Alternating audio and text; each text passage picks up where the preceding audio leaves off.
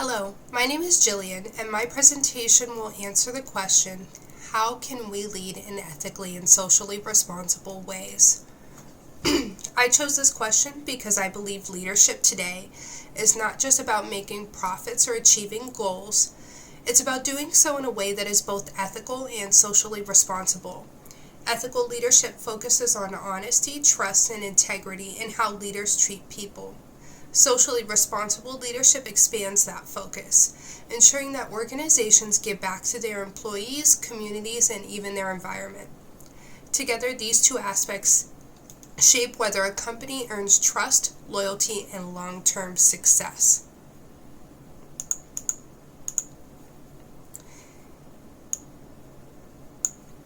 As Edwin H. Locke explains from our textbook, ethics is at the center of leadership, because the goal of a rational leader is to merge the interests of all parties so that everyone benefits and the organization prospers. To me, this shows that true leadership means aligning business success with the well-being of all stakeholders. To get us thinking, I want to propose two questions. What happens to workplace culture when leaders choose profits over people?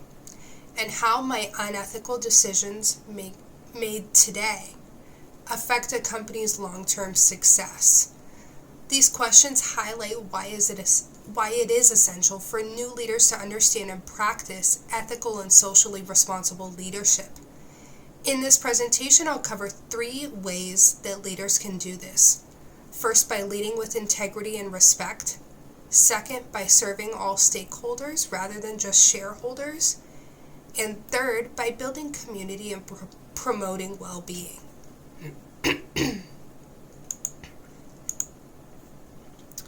My first recommendation for leading in ethically and socially responsible ways is to lead with integrity and respect. Ethical leadership begins with honesty, trustworthiness, and the ability to practice what you preach. Integrity means staying loyal to your values and principles, even under pressure.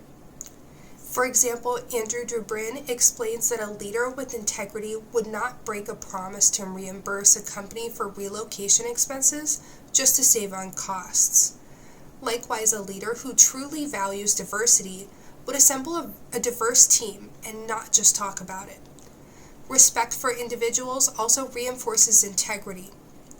When leaders tell the truth, keep their promises, and treat people fairly, they show their employees that they are valued and respected.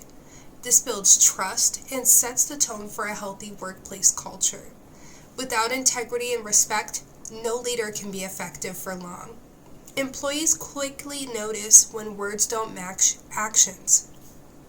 And once that trust is lost, it's almost impossible to rebuild. That's why integrity and respect are the foundations of ethical leadership. My second recommendation for leading ethically and in socially responsible ways is to serve all stakeholders and not just shareholders. Too often, leaders make decisions with only profits in mind, focusing on shareholders while overlooking employees, customers, and communities. But true social responsibility requires a broader perspective. Andrew Dubrin explains that corporate social responsibility means firms have obligations beyond their financial duties to owners or stockholders and beyond what the law requires. This broad view is often described as a triple bottom line: profit, people, and planet. Ethical leaders recognize that financial success is important, but it cannot come at the expense of human well-being or environmental sustainability. There are examples of this in action. UPS, for instance, uses route optimizing algorithms that not only save money on fuel, but also reduce pollution, benefiting both the company and society. Other companies support job fairs in low-income areas, wellness programs for employees, or work with suppliers to improve labor conditions rather than ignoring them. By paying attention to all stakeholders, leaders build long-term trust, loyalty, and credibility. A company that puts people and communities first alongside profits is far more likely to succeed in a sustainable way.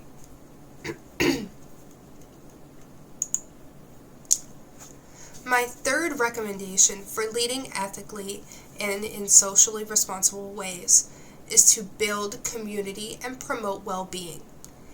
Ethical leadership isn't only about rules or